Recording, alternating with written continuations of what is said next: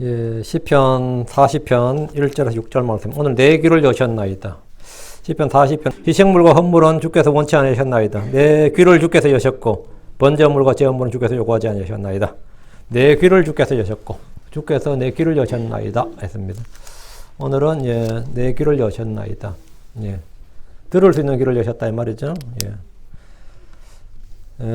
잠깐 이 말씀을 기름 부어주시도록 기도하고 시작합시다. 위대하시고 거룩한 주 하나님 감사합니다. 이 시간 저희들의 귀를 열어주시옵소서. 저희 마음을 열어주시고 또 저희 지각을 열어주시고 또 아버지는 저희에게 성경 기록들을 열어주셔서 깨닫는 마음을 주실 간구합니다. 하나님 아버지 하나님께서 은혜 많이 베풀어 주시옵소서. 그래서 모든 혼들이 늘 주의 말씀으로 넘치게 하여 주시기를 간구합니다. 감사드리며 주의 성기도합니다. 아멘. 예, 오늘 공부할 시편은 예, 악장에게 다윗의 시 이런 표제가 있는데 뭐 작자는 당연히 이제 표시되어 있는 거죠. 다윗이고 이 시는 다른 시편들 같이 악장에게 주어서 노래와 연주를 하도록 한 겁니다. 1절부터 5절은 환난에서 구하시는 하나님의 은총과 기도응답. 6절부터 10절은 그리스도의 구속사역. 11절, 17절은 중재자신 그리스도에 관한 예언입니다. 1절부터 5절은 주께서 다윗을 위해서 행하신 일이고요. 1절부터 5절은 주께서 다윗을 행하신 일인데 다윗이 행한 일을 한번 보시면 1절에 되죠. 하나님이 다윗에게 귀를 기울이셨다 했죠. 그분께서 다윗의 귀를 기울이셨다. 둘째가 그의 부르짖음을 들으셨다. 셋째가 무서운 구덩이, 진흙수렁에서 끌어올렸다. 무서운 구덩이는 지옥이고요. 진흙구덩이는 이제 진흙수렁에서 끌어올렸다 했는데 그건 무덤입니다. 넷째 그의 발을 반석에 두셨습니다. 다섯째는 그의 가는 걸음을 굳게 세우셨고 여섯째 그분께서 새 노래를 그의 입에 두셨습니다. 일곱째 그의 귀를 열어주셨다. 이런 식으로 7가지가 주님이 다윗에게 행한 일이 나오는 거죠. 5절까지. 여러분이 성경을 읽을 때 본문을 보면서 이렇게 간략하게 핵심을 요약하는 버릇을 들이면 굉장히 쉽고 정확하게 성경을 공부할 수 있습니다. 주께서 다윗에게 행한 일 이렇게 다윗이 주께 행한 일 뭐 이런 식으로 다윗이 주께 이제 부르짖은 일이죠. 주께 소망을 두고 신뢰두는 뭐 이런 식으로 딱 정리를 하는 거예요. 주님이 다윗에게 행한 일은 다윗의 기도에 귀를 기울이시고 그의 부르짖음을 들으시고 그런 무서운 구덩이 진흙수렁에서 끌어올리셨고 그의 발을 반석에 두셨고 그의 가는 걸음을 굳게 세우셨고 그분에게 새 노래를 두셨고 그의 귀를 열어주셨다. 이렇게 정리를 하는 거예요. 제가 이건 대학 시절 때부터 늘 했던 성경 공부 방법입니다. 제가 늘 했던 성경 공부 방법인데 이런 식의 성경 읽기 공부 방법은 그냥 생각 없이 다독이나 송독을 하는 것보다 몇십 배 이상 효과가 있습니다. 그리고 은혜를 받은 관련 구절이나 말씀이 있으면 그 구절이나 말씀을 중심으로 이제 성경 전체 관련 구절을 꿰는 거예요. 그건 굉장히 좋은 방법입니다. 제가 하는 설교와 강연 전부 다 이런 식으로 되어 있습니다. 제가 그때 공부한 방법을 그대로 지금까지 쓰고 있는 건데 그것이 이제 설교 방법이 된 거예요. 시편 40편을 공부하면서 뚜렷이 구분되는 지점을 나누면 이제 1절부터 5절까지, 다음 6절부터 10절까지, 11절부터 17절까지 세 번을 딱 나누어지고, 예. 그래서 주께서 말씀하신 걸 공부하면 돼요.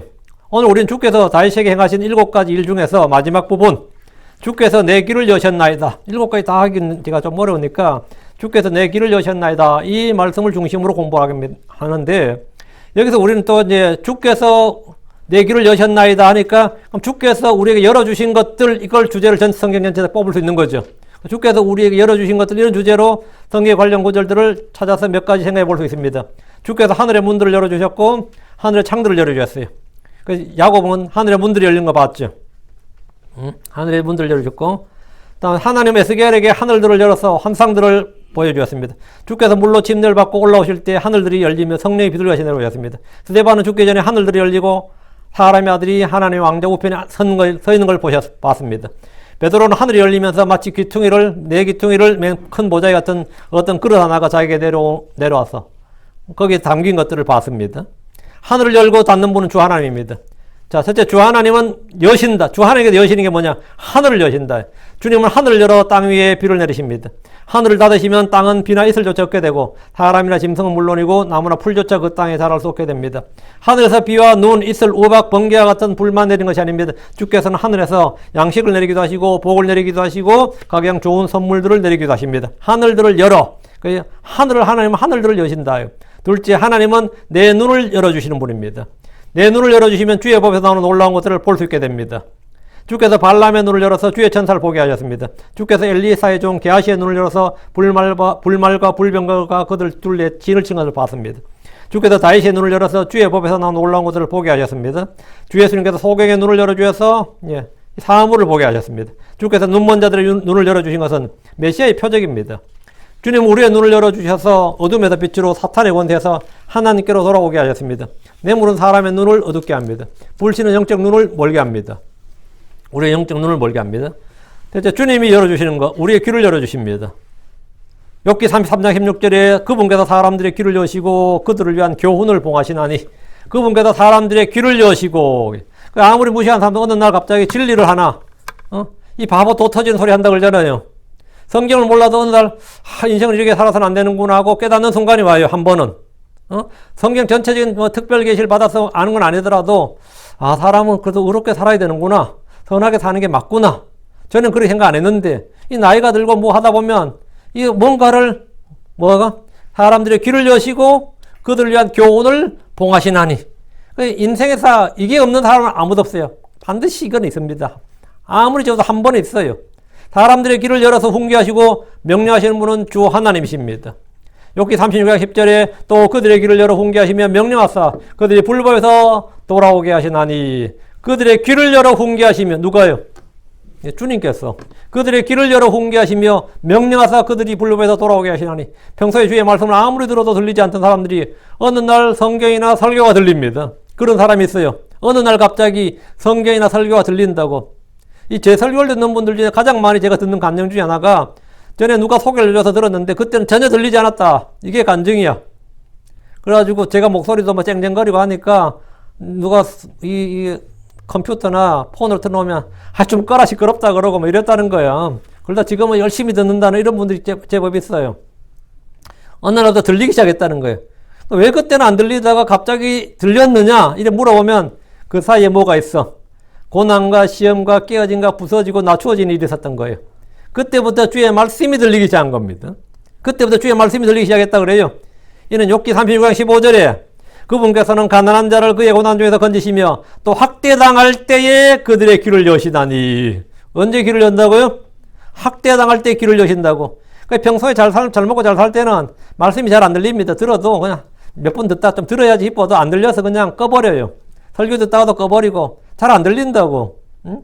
여기저기 그 설교 쇼핑하듯이 이 사람 거 조금 한 3분 4분 듣다 꺼버리고, 이 사람 거 한 3, 4분 듣다 꺼버리고, 또 어디서 누구 뭐 들으라고 또 카톡으로 보내주면 좀 듣다도 잘 안 들리거든요, 이게. 그러다가 꺼버리고. 근데 언제 귀가 열린다고? 예, 마음이 낮춰져야 귀가 들려요. 응? 저는 보통 제 설교를 듣는다는 분한테는 좀 어려움이 많으셨겠군요. 그럼 대부분 맞아요. 응? 그런 사람들이 들려. 그렇지 않은 사람들은 저 다른 교회 목사님 설교 들어야 돼. 재밌는 설교 있잖아요. 응? 재밌는 설교를 들어야 돼. 여긴 재밌는 설교가 아니에요. 저희 교회 설교는 그냥 말씀만 줄줄줄 이어지기 때문에 재미가 없지. 잠 안 오면 다행이다. 학대당할 때에 그들의 귀를 여시나니. 이거 열심히 듣는다는 사람들 대부분 다 인생에 한 번은 부서진 사람들이야. 한 번은 금이 간 사람들이야. 그게 복인 겁니다. 하나님은 고난 중에 건지시고 학대당할 때 귀를 열어주시기 때문입니다.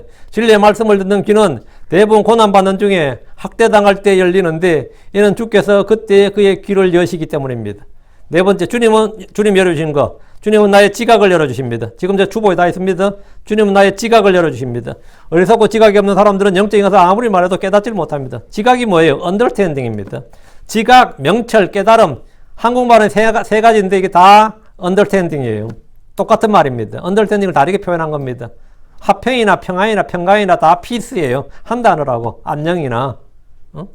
근데 이제 우리가 그냥 표현만 한자어로 하는 건데, 한국말이 명사는 말이죠. 80%, 85% 이상이 한자어입니다. 한국말이 명사는. 뭐 동사는 좀 덜 할지 몰라도. 명사는 다 거의 한자어예요. 한국말로 이번에 뭐 국립추모공원 하니까 그 국립추모공원 이거 한자의 한글 말고 한글 붙인 거 아니에요. 한자의 한글 붙인 거라고. 내셔널 메모리얼 파크는 영어에다 한글 붙인 거야. 똑같은 외래어야. 이건 한국말이고 이건 외래어가 아니고 둘 다 외래어에 한국말 붙인 거예요. 한국 음성을 붙인 거라고. 그러니까 이번 대통령은 너무 외국을 사랑해요. 둘 다 추모공원도 외국어고 내셔널 메모리얼 파크도 외국어예요. 그거는 뭐 관여할 건 아니에요. 지각도 외국어고 사실은. 나의 지각을 열어주었다. 나의 명철을 열어줬다. 깨달음이 한국말입니다. 지각, 명철 외국어고. 근데 한국어화 된 거죠. 지금은 영어도 이제 한국어가 많이 되고 있는 거지. 외래어가 한국어가 되는 거죠. 예. 제가 얼마 전에 한국의 국립국어연구원이라는 곳이 있거든요. 거기 외래어를 우리말로 바꾸는 작업하는 부서가 있는데, 4년 동안 예산은 몇십억, 60억 썼다는 70억 썼는데, 너무 웃기더라고. 바꾸어 놓은 걸 보니까 컴퓨터를 샘틀이라 그러고 이런 거를 이런 놈들한테 돈 줬다 생각하면 내가 진짜 아찔하더라고요.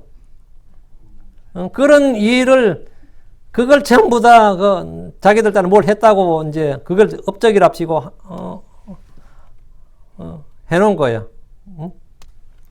아유, 나 진짜. 근데 수백 개의 단어들 쭉 바꿔놓는 걸 쭉 봤는데, 아무도 수용할 수 있는 단어가 없어요. 수용 가능한 단어들이 아니에요. 그걸 작업이라고, 이제. 세금 먹는 하마들이지. 응? 주께서 성경 기록들을, 주님께서 우리에게 열어주신 게 뭐냐. 다시 지각을 열어주신다 했는데, 예. 만약 지각이 열리지 주님께서 지각을 열어주시지 않으면 성경 말씀은 그냥 종교서적입니다. 이건 그냥 종교서적이에요. 이 말씀이 살아있고, 권능있고, 경이롭고, 은혜롭게 마음에 다가오는 일은 주께서 우리의 지각을 열어주실 때예요. 누가복음 24장 45절, 그때 그들의 지각을 여사 그들이 성경 기록들을 깨닫게 하시며, 지각을 여사, 불신은 지각을 닫습니다. 죄는 지각을 닫는 거예요. 그럼 믿음은 지각을 열어주는 겁니다. 다섯째, 주께서 우리에게 성경 기록들을 열어주십니다.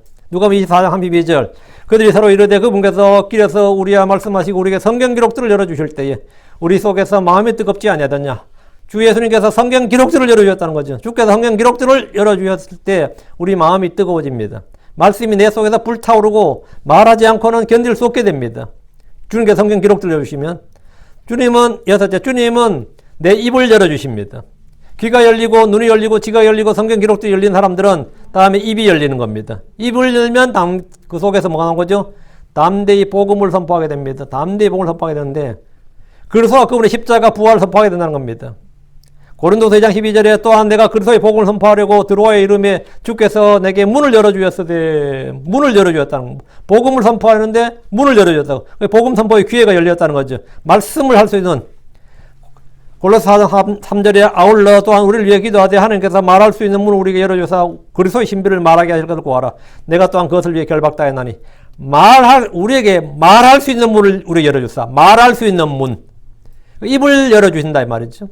일곱째, 믿음의 문입니다. 믿음의 문을 열어주신다. 사도행전 14장 21절에 그들이 도착하여 교회를 함께 하나님께서 자기들과 함께 행하신 모든 일과 또 그분께서 이방인들에게 믿음의 문을 열어주신 것을 되풀이하여 말하고, 믿음의 문을 열어주었다.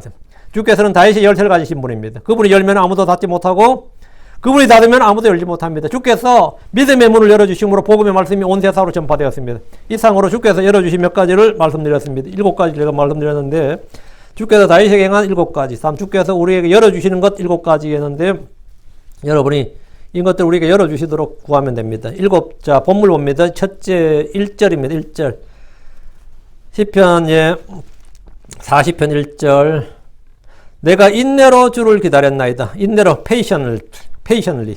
내가 인내로 주를 기다렸나이다. 이에 그분께서 내게 귀를 기울이셨으며 또 내 부르짖음을 들으셨도다. 다윗이 고난 중에 있을 때 주께 신뢰를 두고 주 안에 소망을 두었지만 계속해서 고통과 아픔이 끊이지 않고 있었습니다. 기도를 했지만 곧바로 응답된 것은 아니다 이 말입니다. 기도는 했는데 기도가 곧바로 응답돼서 벌떡 일어난 건 아니란 말이지. 기도할 때 필요한 것은 뭐냐? 믿음이죠. 기도할 때 필요한 게 믿음은, 믿음 없는 기도는 그건 헛된 기도고, 기도할 때 필요한 것은 믿음이고, 믿음 후에 필요한 것은 뭐냐? 소망 중에 기다린 인내. 인내로 그분을 기다린 겁니다. 내가 믿음으로 기도했어요. 그 다음에 뭐가 필요하다고? 인내가 필요하다고요. 우리는 기도하면서 내가 원하는 때에 내가 원하는 방식으로 주께서 응답해 주시기를 바라지만 그런 일은 사실 거의 없습니다. 언제나 주님의 때에 주님의 방식으로 구원하시기 때문입니다.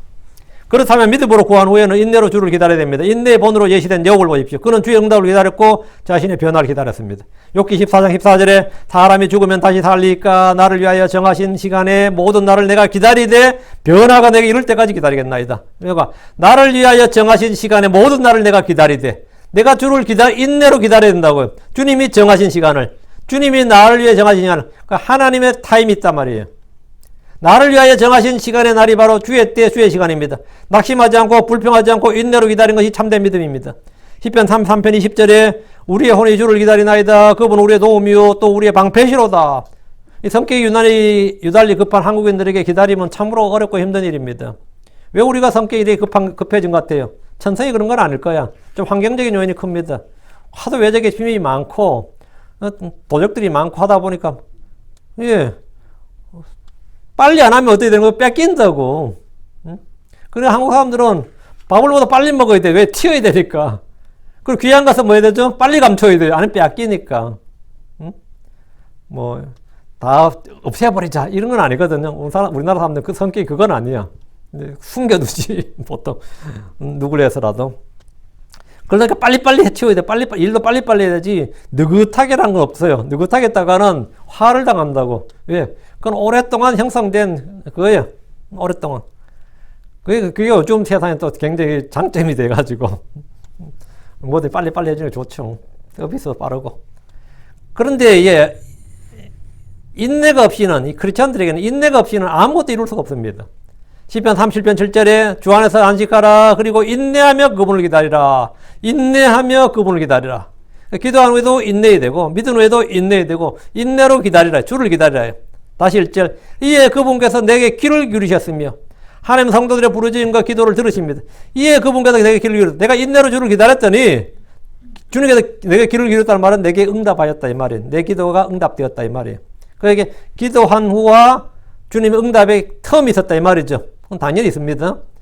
믿음의 기도는 주께서 언제나 귀를 기울이시는데 믿음의 결말이 혼의 구원입니다. 인내로 기다린 결과 주께서 다윗에게 귀를 기울이셨는데 다윗이 기도하는 순간부터 주님은 다윗의 기도에 귀를 기울이셨어요. 근데 다윗은 응답 받을 때 주님이 내게 귀를 기울이셨다고 말하는 거죠. 우리가 기도를 하면 주님은 당연히 내 기도의 음성을 들으시오. 근데 나는 언제 주님이 들으셨다고 말해요? 응답될 때 주님이 내 기도를 들으셨다 이렇게 말한다고. 말을 할 때 무슨 말인지 알겠죠? 그게 그분께서 내게 귀를 기울이셨으면 당연히 주님께서 직접 나는 네가 말할 때부터 이미 들었다고. 그런데 1년 뒤에 응답이 돼서 그러면 우리는 언제 뭐라 그래요? 주님이 내 기도에 귀를 기울이셨다 이렇게 말한단 말이에요. 그 타이밍이 주님 내가 기도한 시간하고 주님 내게 귀를 기울였다는 말이 이건 응답 시점을 말하는 거란 말이지. 주께서는 다윗에게 귀를 기울이셨는데 그의 기도에 응답하셨다는 게 이건데 또 1절 또 내 부르짖음도 들으셨도다. 뭐 귀를 기울이셨다는 말은 부르짖음 들으셨다는 같은 말이에요. 이게 이제 같은 말인데 성경 인내에 대해서 자주 반복해서 말합니다.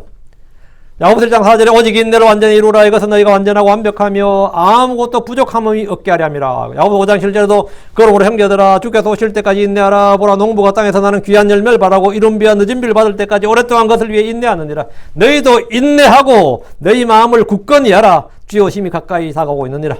너희도 인내하고 너희 마음을 굳건히 하라. 인내에 대한 결과로 예시된 본이 누굽니까? 욥이죠. 욥의 인내라잖아요. 야고보서 5장 11절에 보라 참는 자들은 우리가 행복한 자라고 여기나니 너희가 욥의 인내를 들었고 야고보가 제시한 구약의 두 인물이 인내에 보는 욥, 기도에 보는 엘리야였어요. 욥의 인내를 들었고 너희가 엘리야는 우리와 같은 성정이라도 이렇게 기도에 보는 엘리야단 말이죠. 너희가 욥의 인내를 들었고 주께서 주신 결말을 보았거니와 주께서는 지극히 동정심이 많으시며 친절한 긍휼을 베푸시는 분이시니라. 욥이 인내로 기다렸다고. 언제까지 기다렸다고요? 나를 위하여 정하신 시간에 날까지 기다렸다고. 그러니까 여러분 지금 일이 좀 꼬이고 풀리지 않는 것 같고 이게 1, 2년도 아니고 한 10년도 더 된 것 같다 싶어도 아직은 견딜만 하기 때문에 주님 주시는 거예요. 그런데 내 몸이 더 약해지고 더 힘들면 풀려요. 하나님께서는 다 그 사람 그 때에 맞게 일하시는 분이지 주님은 타이밍을 놓치시는 일이 없습니다. 우리는 타이밍 많이 놓치죠. 그때 그거 했었어야 되는데, 그때 그 주식을 샀어야 되는데, 그때 그 집을 샀어야 되는데, 우리는 뭐 맨날 후회, 그때 알았더라면, 당연히 우리는 모르지. 알았더라면이라는 말만큼 어리석은 말이 없어. 우리는 미래를 모르는 게 정상이고, 그건 하나님이 모르게 해놓으셨어요. 그거 알았더라면 그럼 뭐 말이 안 되지. 뭐 남만 알겠어. 그건 다 알겠지. 응? 알았더라면. 이자율이 이렇게 높이 뛸 줄 알았더라면. 다 쓸데없는 소리야. 응? 뭐 이런 일이 발생할 줄 알았더라면. 근데 우리 늘 하는 후회가 뭡니까? 되도 않는 후회라는 거야. 되지도 않는 후회를 한다니까. 응? 내가 이렇게 빨리 죽을 줄 알았더라면 그런 거겠어요? 그런 건 말 자체가 아예 성립 안 하는 말인데 그렇게 해요. 말은 그렇게 해. 늘. 우리 참 그게 인간의 어리석임인데 예. 욥의 인내를 너희가 들었다. 들었다. 그러니까 주님께서 주신 결말을 보았다. 우리는 구약 성경에서 들었고 본 거죠. 그러니까 주님은 어떤 분이다? 지극히 동정심이 많으시며 친절한 긍휼을 베푸시는 분이시니라. 그러니까 여러분이 모성을 가지고 자식 태어났을 때 케어하는 거, 엄마가 아빠가 엄청나게 케어하죠. 특히 첫 자식은 뭐 엄청나, 막내는 또 막내로 귀엽다고 케어하지만, 근데 하나님이 그보다 못하실 것 같아요. 그 마음보다 하나님이 나를 대하는 마음이 네가 네 자식한테 대하는 마음보다 내가 네보다 못할 것 같냐고. 내가 강아지를 엄청 귀여워하는데 그래 엄청나게 케어하죠. 네가 강아지에 대한 마음이 하나님이 우리에 대한 마음보다 덜할 것 같아요? 그런 건 없어요. 그건 비교가 안 된다고. 하나님은 훨씬 더 뭐라고? 긍휼이 많으시고 은혜가 풍성하시고 동정심이 많으시고 훨씬 더 필요를 잘 채우시는 분입니다. 훨씬 더 필요를 잘 채우시는 분이에요. 예. 2절입니다. 그분께서 또한 무서운 구덩이에서와 진흙수렁에서 나를 끌어올리셨으며 또 내 발을 반석에 두셨고 또 내가 나아가는 것을 굳게 세우셨도다. 이 고잉스라고 되어 있죠. 고잉에다 S가 붙어 있죠. 고잉스. 근데 우리말로 걷는 걸음이라고 번역했는데 걷는 걸음은 아니고 나아감입니다. 나아감. 그 my goings 하면 내가 나아가는 것, 내가 가는 것 이 말이에요. 그분께서 또한 무서운 구덩이에서와 무서운 구덩이 이게 지옥입니다. 진흙수렁에서 이건 뭐 무덤입니다. 나를 끌어올리셨고 사망과 지옥에서 끌어올리셨다. 이 말을 문학적으로 표현한 거예요. 이것은 다윗의 간증이죠. 2절은 다윗의 간증. 주께서 내게 행하신 간증. 다윗은 자기가 죽을 것 같았고 이대로 죽으면 지옥 갈 것 같았어요. 왜? 지금 범죄 가운데 있었거든요.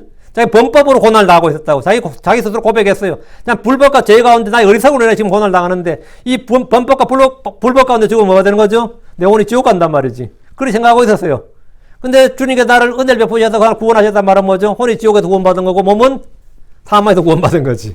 그게 2절인데 그가 기도한 후 인내로 주를 기다렸을 때 주께서 그를 어떻게 구출하셨는 걸 증언하고 있습니다. 주께서 그를 무서운 구덩이에서 진흙수렁에서 끌어올리셨습니다. 무서운 구덩이, 진흙수렁이라는 말은 생매장 당할 때 몸이 묻혀있는 모습을 표현한 것이고 앞에 무서운 구덩이는 성경에서 이제 지옥을 말한 겁니다. 다시 얼마나 극심한 고통을 알았는지 거의 죽을 뻔한 상태를 표현한 말인데 무서운 구덩이, 진흙수렁은 사람이든 짐승이든 빠지면 죽을 수밖에 없습니다. 이런 때는 외부의 도움이 필요합니다. 저는 우물에 빠진 짐승들을 건져 올리는 동물 구조원들에 대한 영상을 본 적이 있습니다. 우물에 빠져 있는 짐승들. 그 실수로 어떻게 우물에 빠졌어요. 짐승이라도 뭐 실수로 빠질 수 있죠. 그럼 올라올 수가 없잖아요. 우물에 빠졌으니까.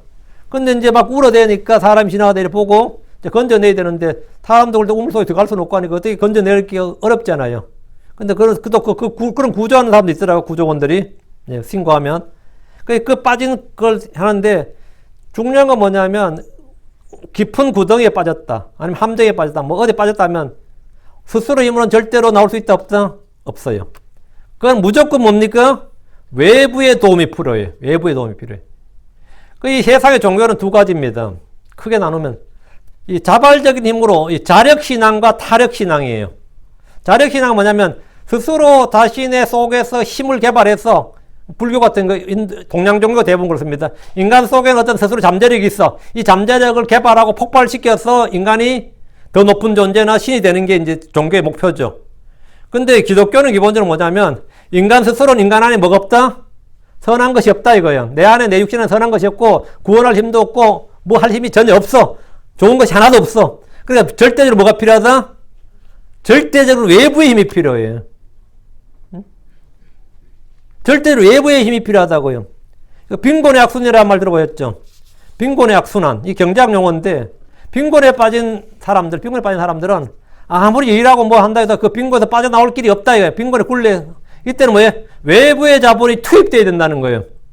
외부의 자본이 투입돼서 일단 건져내놓고 다음에 뭐 빚을 갚게 하든지 뭘 하든지 간에 일단 이 굴레를 깨야 된다 이거야.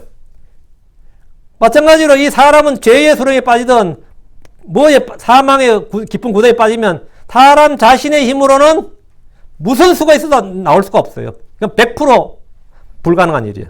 여기서는 누군가가 끄집어내지. 나를 끌어올리셨으면 그분께서 나를 끌어올리셨다. 이건 뭐지? 그 외부의 외력이 나에게 작용한 거지. 그 구출자, 그 구조자가 뭐냐면 바로 주 하나님입니다.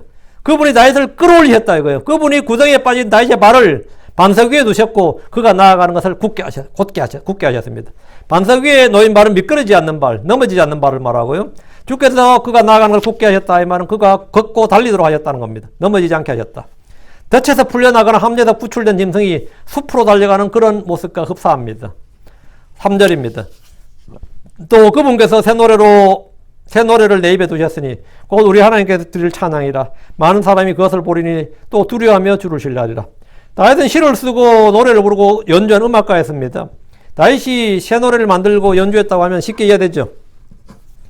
그런데 주께서 내 노래를 내 입에 두셨다고 합니다. 성경에서 새 노래란 말은 9구절에 나오는데 뉴송 6번이 시편에 나오고 이사야서에 한번 계시록에 2번 나옵니다.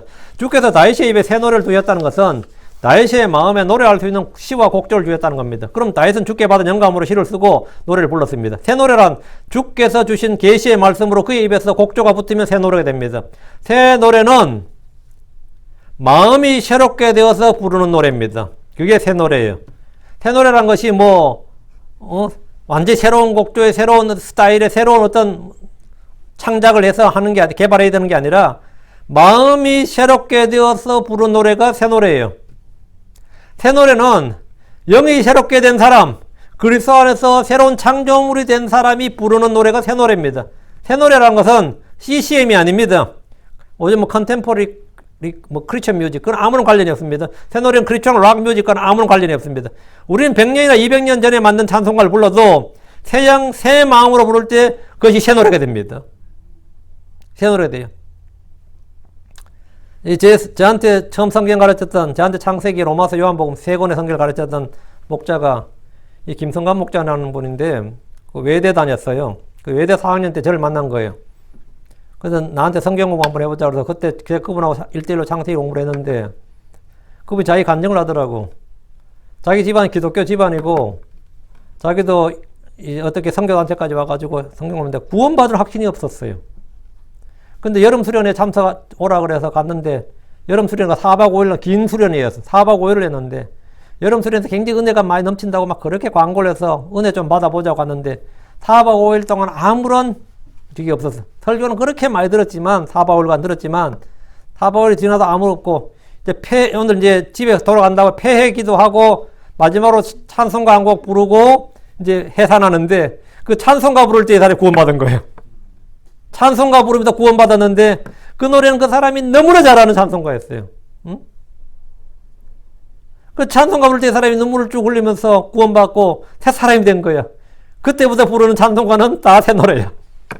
그 사람 지금까지 어릴 때부터 교회를 다녔지만 그때부터 부른 노래는 새 노래야. 그래서 이 사람이 중국 선교사로 가기로 결단하고 갔는지 안 갔는지 모르겠어요. 그 전에 제가 헤어졌어. 제가 그때 킹잼 선교를 하는 바람에 들어와가지고 그 이후로 어떻게 됐는지 모르겠는데 그 생각이 나요. 그분이. 그 감정이 생각이 나. 그동안 아무렇지 않게 그냥 불렀던 찬송가인데 새로운 체험, 새로운 깨달음을 가지고 부르면 그것이 새 노래가 됩니다. 그 새 마음 가지고 새 마음으로 새롭게 깨달아서 새 사람이 되어서 부르는 노래가 새 노래입니다. 다윗은 이 죽음에서 구출받은 겁니다. 질병에서 구출받았고 죽음에서 구출받았고 완전히 새롭게 됐어요. 그래서 뭐 한다고? 새 노래를 불렀다고. 주님 새 노래를 줬잖아요. 곧 우리 하나님께 드릴 찬양이라. 이것은 음악적 재능과 관련 없습니다. 저는 마음이 기쁠 때 새 노래로 주를 찬양한 적이 많이 있습니다. 저절로 속에서 노래가 나왔는데 이 성경 말씀을 가사로 삼아서 많이 불렀습니다. 저는 작곡을 공부한 적이 있기 때문에 곡을 쓸 수는 없었지만 노래를 만들어 부르는 일은 전혀 어렵지 않습니다. 에베소 5장 19절에 시와 찬송가와 영적 노래로 너희 자신에게 말하며 너희 마음속에서 주께 노래하고 선율로 만들며 골로새 3장 16절에도 그리스도의 말씀이 너희 속에 모든 지혜로 풍부히 가게 하여 시와 찬송가 영적 노래로 서로 가르치고 훈계하며 너희 마음속에서 은혜로 주께 노래하고 음악적 재능이 탁월했던 다윗에게 주님은 새 노래를 주셨고 그는 그것으로 하나님을 찬양했습니다. 다윗도 수많은 시와 잠언 노래를 만들었죠. 아들 솔로몬도 수많은 시와 잠언 노래를 만들었는데 그 중에 하나 가장 유명한 노래가 솔로몬의 노래, Song of Solomon. Song of Songs. 그걸 아가스라죠, 우리나라. 다음 다시 3절. 많은 사람이 그것을 보리니 또 두려워하며 주를 신뢰하리라. 많은 사람이 그것을 보리니 이 말은 다윗이 표적이 된다는 겁니다. 히스기야도 죽을 병에서 일어날 때 표적이 됐죠. 다윗도 마찬가지입니다. 다 죽는 줄 알았는데 벌떡 일어나서 건강하게 살아. 후유증도 없어. 어때요? 표적이 됐지. 다 사람들이 본다고 그걸 또 두려워하며 주를 신뢰하리라. 아, 저렇게 하나님께 살림이시면 살리는구나. 그래서 주를 두려워하면서 주를 신뢰한다고요. 다윗이 간증이 됐다고, 표적이 됐다고. 다윗은 하나님의 사람이요 기름 부음 받은 대언자라는 사실을 누구나 다 보았고 알았습니다. 주께서 긍휼을 베푸시고 은혜를 베푸시고 고치신 것, 구원하신 걸 다 보았단 말이죠. 주께서 그와 함께 하시고 도우신다는 사실을 알았다 이거죠. 많은 사람이 그것을 보리니 이 말씀대로 사람들은 주 하나님의 백성, 그분의 일꾼들을 봅니다. 세상 크리스천들을 주목합니다. 크리스천들은 세상의 빛이기 때문에 누구나 주목하게 됩니다. 교회 건물이 쉽게 보이는 것만큼이나 성도들은 쉽게 사람들 눈에 보입니다. 다윗을 본 많은 사람들이 두려워하며 주를 신뢰할 것이라고 하는데 이는 그가 대언자였기 때문입니다. 지금도 수많은 사람이 다윗의 기록과 다윗의 행적과 다윗의 시편을 통해서 은혜를 받고 주를 두려워하며 신뢰하고 있습니다. 그는 죽었지만 그를 통해 선포된 주의 말씀은 영원합니다. 여러분 자신이 그리스도의 편지라는 사실을 기억하십시오. 불신자들은 성경을 보고 읽지 않습니다. 그들이 주목해서 보고 있는 것은 언제나 크리스천들입니다. 저는 그런 감정 엄청나게 많았습니다. 내 마누라가 크리스천인데 이래요. 내 아들이 크리스천인데 그래요. 근데 어떤 분이 교회를 왔는데 제가 이제 처음 온 어르신이라서 인사를 했어요. 교회 처음 보니까 당연히 인사하고 어떻게 이제 교회를 오시게 됐느냐. 그것도 킹제임스 성경 쓰는 교회. 근데 그게 걸더라고. 그 어른이 걸더라고요. 내 아들이 크리스천인데 그래요. 내 아들이 중학생이라는 거예요. 근데 그렇게 애가 반역적이고 불순종하고 고집이 세고 구약식으로 하면 쳐 죽여야 될래요. 성문에 데려가 장로들한테 증언하고 죽여야 될래요. 근데 어느 날 애가 변했대. 애가 변했다는 거예요. 애가. 그리고 그 애가 변한 걸 그렇게 순종적이고 효도하고 이렇게 애가 완전 딴 사람이 됐다는 거예요. 그 애가 이 교회에 나오는 거예요. 이 교회가 어떤 교회인가 보러 온 거예요. 응? 우리는 이 청년들은 전부터 언제나 주 안에서 부모에 순종하라 이런 걸 가르치고 그걸 하나님의 명령으로 정확히 가르치니까 그 애가 변한 거예요. 킹제임스 성경을 알면서 변해서 그래 왔다더라고. 그 사람이 본 거는 뭐죠? 성경 본 거 아니에요. 예. 크리스천 아들을 본 거예요. 아들이 뭐라고? 그리스도의 서신이었던 거예요. 응? 그 아들이 변하고 남편이 변하니까 마누라가 본 거야. 응? 아들이야 그렇다 치는데 이게 차례대로 이 변화가 그런 집을 봤어요. 아들이 그 자식 사람이 뭐라고요? 그리스도의 편지였던 거예요. 그게 생명의 서신이었다고. 너희는 모든 사람이 알고 읽는 바 생명의 서신이다 이거예요. 사람들은 크리스천들이 이 성경은 written word of God이고 사람들은 뭐라고요? living word of God이에요. 살아있는 말씀이라고. 불신자들은 성경 안 봅니다. 성경 안 읽어요. 안 들어요. 그들이 주목해서 보고 있는 것은 언제나 크리스천입니다. 우리 교회도 직장에서 그 교회 다니는 놈 하나 있는데 이러면서 우리 직장에도 교회 다니는 놈 하나 있는데 이래요. 실제로 우리 교회 하나 있는데 우리 반에도 아주 그런 거 있는데 응? 어떤 형제가 부산을 갔는데 한국의 부산이 제일 큰 도시예요. 서울이 위에서 제일 큰 도시면 부산이 두 번째 큰 도시죠. 어떤 형제하고 한데 이 복음을 전할 때는 그 사람도 크리스천들이더래. 그런데 이제 크리스천이니까 다음에 뭐 전하죠? 크리스천 사람도 모두 킹제임스 성경을 전해요. 킹제임스 성경을 얘기했더니만 우리 군대에 킹제임스 성경 독실한 놈 하나 있었는데 하면서 막 이야기를 하더래. 그래가지고 군대 어딘데 하니까 김포공항에 있었다 그러니까 혹시 그 윤 누구 세상이 좁다고 서로 그 사람 그러니까 그 친구는 저보다 기수가 좀 많이 낮은 후배였거든요. 군대에서는. 근데 그 사람은 뭘 본 거야? 내가 크리스천이고 킹제임스의 독실한 킹제임스맨이라는 걸 본 거예요. 그러니까 그게 항상 각인되어 있기 때문에 몇 년 지나서 누굴 만났는데 난 군대에서 킹제임스 외치는 한 놈을 안 오라 이렇게 늘 그 이야기를 하는데 지금도 그 얘기 할 거라고요. 사람은 킹제임스만 나오면 내가 군대에서 내보다 몇 기수 위에 있는데 그렇게 킹제임스를 외쳤던 사람이 있었다. 사람들은 뭘 듣는 거예요? 뭘 보는 거예요? 예. 그 사람을 보는 겁니다. 그 사람을 봐요. 크리스천들의 말과 행위는 아무도 주목하지 않을 것 같지만 여러분이 누가 나를 볼까 싶죠. 많이들이 보면서 판단합니다. 제가 저희 어머니한테 복음 전하는데 장모님한테 첫 마디가 뭔지 알아요? 아파트에 사시니까 그 옆 동네가 아줌마가 크리스천인데 아주 나쁜 절이다 이런 식으로 말이야. 나 이거 기가 차가지고 그걸 왜 나한테 옆에 아줌마가 그 어머님이 심어놓은 그 나무가 하나 있었는데 그거를 저쪽으로 자기 쪽으로 옮겨 심었대. 다 보고 있었던 거야. 다 보고 있었고 그 사람이 크리스천한테 딱 기억나. 이 사람도 필요 없고 뭐 다 필요 없어요. 그 여자가 뭐였다? 크리스천이었다 이거야. 그 여자가 크리스천이었는데 하는 짓이 그렇더라. 딱 그걸 이야기 나한테 딱 하는 거야. 응? 제일 먼저 하는 이야기 그거였어요. 내가 참 어이가 없는데 뭐 어머니 그거보다 더 많은 거 그런 나쁜 짓 하잖아요. 그랬더니 발칵하시더라고. 그 사람과 비교할 수 없는 나쁜 짓을 많이 해오셨기 때문에 내가 무슨 제가 이제 마트에 차 몰고 가면서 이제 복음 전하는데 아이고 논리적으로 막도 따지는데 대부분 하는 이야기가 자기가 아는 크리스천들의 비행을 이야기하는 거야. 그 어머니는 뭘 보신 거다? 예, 크리스천들의 행위를 계속 보면서 판단하고 있었던 거예요. 평소에 말 안 하죠. 말 안 하고 있어. 근데 다 쌓여 있는 거예요, 속에다. 응? 다 쌓여 있는 거예요. 그러니까 여러분들이 아무도 여러분 누가 교회 가자 그래도 아무 말 안 듣죠. 그래서 여러분의 행위는 다 보고 있습니다. 다 판단하고 있어요. 안 할 것 같지? 다 하고 있습니다. 4절입니다. 나를 보고 주를 두려워하고 주를 신뢰한다면 나는 뭐죠? 최고야. 진짜 잘 산 거고요. 정말 크리스천으로서 이거는 정말 원더풀이고 나를 보고 그렇게 걸림돌이 되고 실족하게 되고 이러면 참 내가 잘못 산 거죠. 4절입니다. 주를 그의 실로로 삼는 사람 그리고 교만한 자를 존중하지 않는 사람 또 거짓말에 치우치지 않는 그런 사람 보기도다. 성경에 복된 사람이라는 이들이 몇 있는데 본문에 지금 셋이 나오죠. 주를 그의 실로로 삼는 사람 교만한 자를 존중하지 않는 사람 거짓말에 치우치지 않는 사람입니다. 주를 그의 실로로 삼는다. 이거 주를 뭘로? 자신의 트러스트로 삼는다. 트러스트. 오늘 경제학에서 자주 사용되는 단어입니다. 개인이나 기업의 자산을 위탁, 신탁하는 것을 트러스트라고 합니다. 미국 사람들이 집 사면 하는 일이 뭐죠? 자기 집을 그냥 자기 이름으로 놔두는 경우도 있지만 트러스트로 묶어놓는, 트러스트로 하는 경우도 굉장히 많습니다. 그러면 이제 트러스트로 해놓으면 훨씬 더 안전하죠.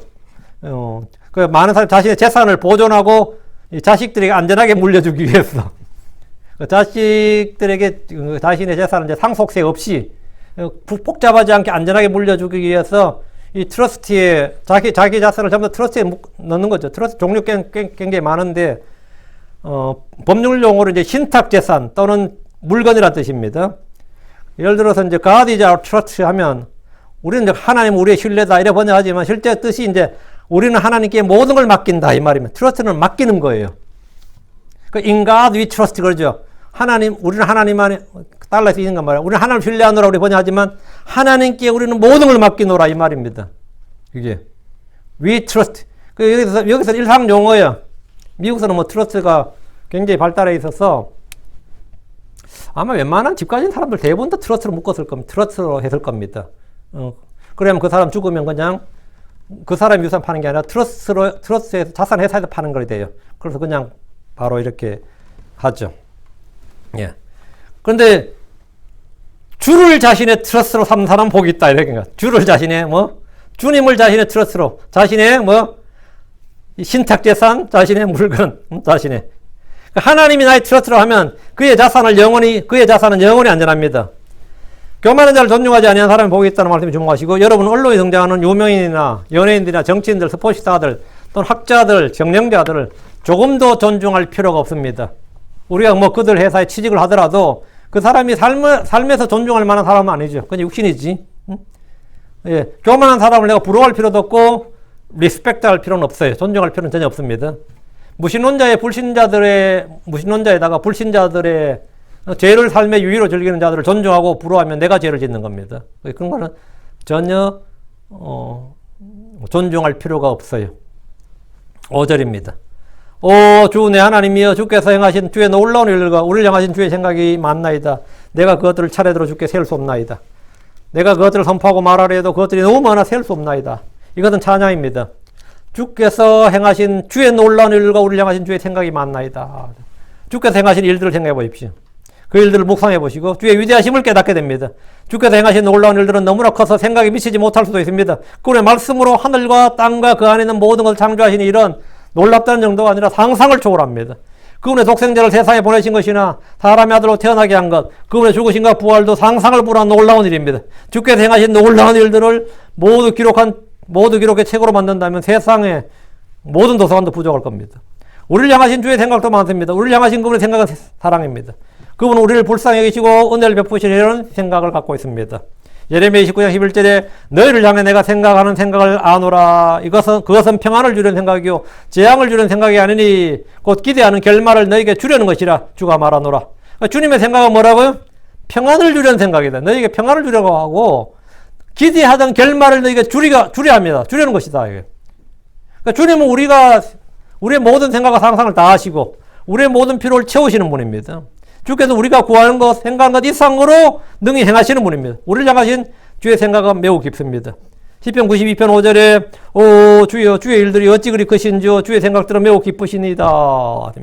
우리를 향하신 주의 생각들은 많고 그다음에 크고 그다음에 깊다. 우리를 향한 주의 생각들은 보배롭습니다. 귀하다 이 말이죠. 시편 139편 17절에 오 하나님이여 주의 생각들이 또한 내게 어찌 그리 보배로운지요 그것들을 합친 것이 어찌 그리 큰지요 보배로운지요 큰지요 했죠. 주의 생각들은 보배롭고 크다 이거야. 주의 생각들은 크고 많고 높고 보배롭고 다 셀 수가 없습니다. 지금 5절에 내가 그것들을 차례대로 주께 셀 수 없나이다. 내가 그것들을 선포하고 말하려 해도 그것들이 너무 많아 셀 수 없나이다. 주의 생각은 너무 많아 셀 수가 없을 정도인데 문제는 그것을 아는 이가 별로 없다는 거예요. 사람들은 주의 뜻과 주의 계획, 주의 생각에 대해 별 관심이 없기 때문에 주의 생각이 아무리 크고 보배롭고 놀랍고 많아도 아무리 깊어도 잘 모른단 말이지. 나를 향한 주의 뜻과 계획이 있다는 생각조차 별로 하지 않고 삽니다. 성경 말합니다. 미가서 4장 12절에 그들은 주의 생각들을 알지 못하며 그의 계획들을 깨닫지 못하느니라. 그들은 그 이스라엘은 유대인들은 주의 생각들을 알지 못하고 그의 계획을 깨닫지 못한다는 거예요. 사람들의 생각은 대부분 헛생각이고 불법의 생각입니다. 주의 생각을 알고 싶습니까? 그럼 나를 향한 주의 생각을 알고 싶느냐? 주의 뜻과 계획, 그분의 생각을 알고 싶다면 성경을 읽으시면 됩니다. 그러면 주께서 지혜와 계시를 주시고 지각을 열어주시기를 구하면 됩니다. 그러면 당연히 알게 됩니다. 주님께서는 비밀로 숨겨두지 않았습니다. 주님은 그걸 전부 다 열어두셨습니다. 6절입니다. 희생물과 헌물은 주께 원치 아니하셨나이다. 주께서 내 귀를 여셨나이다. 번제물과 제헌물은 주께서 요구하지 아니하셨나이다. 이 구절은 정말 특이한 구절이죠. 레위기의 주제가 뭐예요? 희생물과 헌물 드리는 방법입니다. 율법의 핵심이 희생물과 헌물 드리는 규례예요. 제사장은 날마다 희생물을 드립니다. 그런데 시편에서 다윗이 희생물과 헌물은 주께서 원치 아니하셨나이다 이런 말합니다. 이건 뭔 말이에요? 성경은 못 쓴대잖아요. 성경 희생물과 헌물을 드릴 때 얼마나 주의해야 되는지 모릅니다. 그런데 주께서 희생물과 헌물을 원치 않았다. 이건 뭔 말이냐? 첫째, 이것은 헛된 희생물, 헛된 봉헌물을 드린 것을 원치 않았다 이 말입니다. 희생물과 헌물 자체를 원치 않는다는 게 아니라 희생물과 헌물은 율법에 따라 드려야 되고 헛되이 드리지 말라는 거예요. 헛되이 드리는 희생물로 봉헌물은 원치 않는다. 율법에 더 중대한 믿음과 공의와 긍휼과 사랑 같은 것들이 빠진 채 희생물과 봉헌물만 가져와서 드린 것은 주께서 원치 않는다. 이게 첫 번째 의미고, 둘째, 반드시 사형에 처하도록 규정된 죄들을 지은 사람들은 희생물과 헌물이 필요치 않다. 그들이 드린 희생물과 헌물은 필요치 않다. 율법을 집행하라고요. 그 희생물과 헌물은 뭐래요? 주께서 원치 아니하셨나이다. 다윗이 지은 대화와 불법은 희생물이 필요치 않았습니다. 살인과 간음은 반드시 죽여야 하는 죄입니다. 그 시편 51편 16절에 주께서 희생물을 원치 아니하시나니 그렇지 아니하면 내가 그것을 드렸으리이다. 주께서 번제물을 기뻐하지 아니하시나이다. 그러니까 주께서 그런 죄를 짓고 다윗이 그런 죄를 짓고 나서 주께 희생물을 드리려고 했으면 그건 뭐라고? 주께서 원치 않는다고. 그건 주께서 원하는 게 아니란 말이지. 그래서 이 자신의 죄에 대해서는 희생물이 필요치 않았기 때문에 다윗이 못 드렸는데 그런 죄를 지은 사람들의 희생물과 헌물은 주께서 원치 않으신다.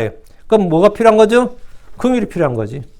셋째, 징계와 심판을 받는 중에 그들이 희생물을 드릴 수 없는데 이는 주께서 그들이 이방 땅에 포로 잡혀갔을 때 희생물과 헌물 바칠 걸 요구하지 않으셨습니다. 그 이스라엘이 유대 땅에 바빌론 땅에 포로 잡혀갔을 때 아니면 페르시아에서 그리스 로마에서 희생물 드려서 안 드렸어요? 안 드렸죠. 드릴 수가 없지 아예. 근데 요구하지 않았다고요.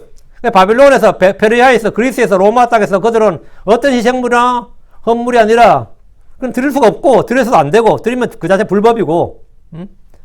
그래서 뭐 했겠어요 그러면? 주를 아는 지식을 쌓아야 했습니다. 바빌론에서 이스라엘이 70년간 포로 생활하고 포로 생활 끝나고도 바빌론에서 못 산 사람만 대부분 돌아왔어요. 여러분이 1948년에 이스라엘이 건국됐을 때 미국에 사는 이스라엘 사람들이 갔겠어요? 중동으로? 안 가죠. 왜 가? 여기 잘 사는데. 여기 자산 처분하고 왜 가겠어? 지금도 미국의 플로리다에서 유대인들이 플로리다에 많이 살거든요. 플로리다에 사는 유대인들은 대부분 은퇴하고 나서 이스라엘로 가요. 죽는 거는 그 이스라엘 땅에 묻히고 싶어가지고, 미국 땅에 안 묻히고, 땅은 시치는 유대 땅에 묻히고 싶어가지고, 대부분 은퇴한 노인들이 갑니다. 젊을 때 왜 안 가? 여기 재산 있잖아요. 그럼 바빌론에 사는 사람, 페르시아 사는 사람들이 에스라나 느헤미야가 가자 그럼 가겠어요? 안 가지. 돈 있는 사람 안 가요. 집 있고 땅 있고 돈 있는데 왜 가? 누가 가겠어요? 아이 못 살겠다 싶은 사람 가는 거예요. 간 사람 대부분 다 가난한 사람이야.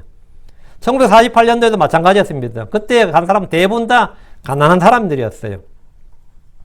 그럼 바빌론에서 있는 사람, 페르시아에 있는 유대인들은, 그리스 로마의 땅에 있는 그 유대인들은 그렇다고 자신들의 전통이나 문화나 신앙을 버릴 수는 없잖아요. 희생물도 못 드리고 절기도 못 지키고 뭐 안식일은 어떻게 지킨다 해도 어떻게 지켜? 주인이 일 시키면 안식을 못 지키는 거지. 응? 유대인들이 뭐 안식이라고 뭐 주인이 일 안 지켜요? 뭐 안식일도 못 지키죠. 그러니까 그들이 한 일이 뭐였겠어요? 회당을 짓는 거였어요. 본래 회당이란 것은 성경에 안 나오는 겁니다. 율법에 회당은 없어요. 성전과 주의 성막에서도 회당이란 건 없어요. 회당은 언제 나왔냐면 바빌론 포로기 때 나온 겁니다. 그때부터 이들은 희생물, 헌물 드리는 대신에 성경을 공부하기 시작한 겁니다. 성경을 공부하기 시작했어요. 이것이 쭉 이어져 온 거지. 그러니까 복음서는 회당이 많이 나왔죠. 동네마다 회당이 있었다고요. 호세아 6장 6절에 나는 긍휼을 원하고 희생을 원치 아니하며 번제물보다 하나님 아는 것을 더 원하였으나, 번제물 희생물이 아니라 하나님 아는 걸 더 원하였다. 그러니까 부절이 뭘 공부하는 거예요? 성경을 공부하는 거죠. 포로로 잡힌 유대인들은 성전 예배를 드리지 못했습니다. 희생물과 헌물 못 드렸어요. 대신에 그들은 해당을 중심으로 성경 읽고 공부했습니다. 주를 아는 지식이 더 중요했고 주께서 원하신 것이 바로 그것이었습니다. 주께서는 복음서의 이 구절을 여러 차례 인용하셨는데 마태복음 9장 13절에 오직 너희는 가서 내가 긍휼을 원하고 희생을 원치 아니하노라 하신 말씀이 무슨 뜻이니 배우라. 나는 의로운 자를 부르지 아니하고 죄인들을 불러 회개하게 하려고 왔노라 하시니라. 주님께서 이 말씀하셨는데 호세아 6장 6절을 인용한 거예요.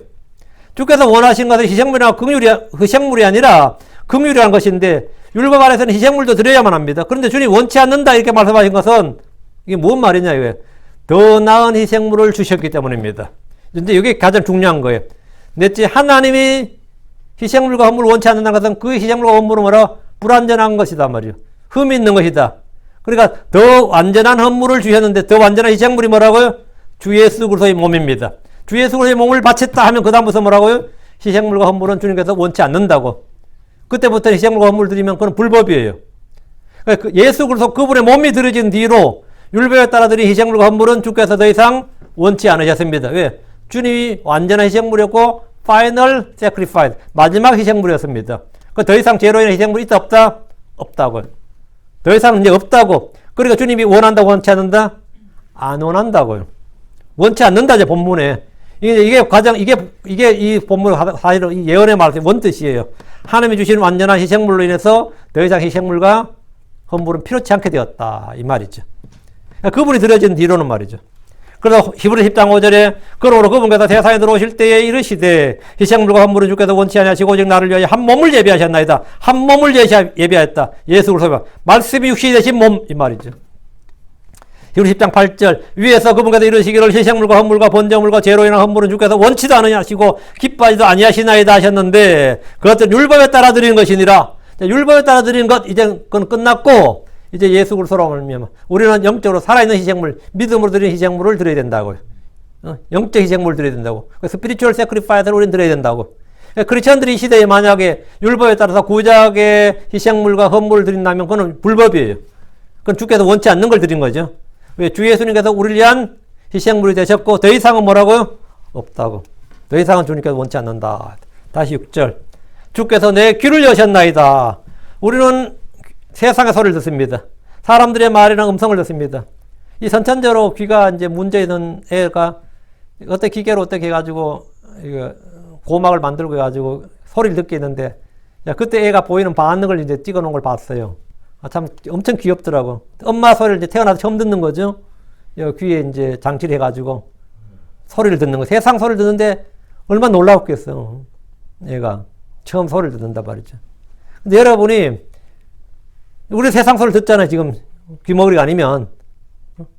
그런데 이제 하나님의 소리가 들린다. 하나님의 말씀이 들린다. 어떨 것 같아요? 이게 감동과 기쁨이지.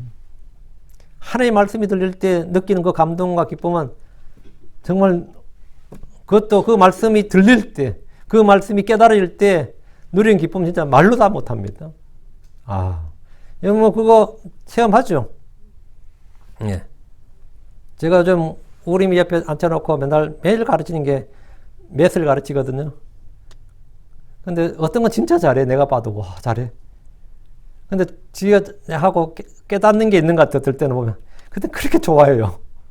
근데 잘 못 깨달으면 그렇게 힘들어해요. 깨닫는 것도 뭐든 기뻐. 깨달으면 뭐든지 기뻐.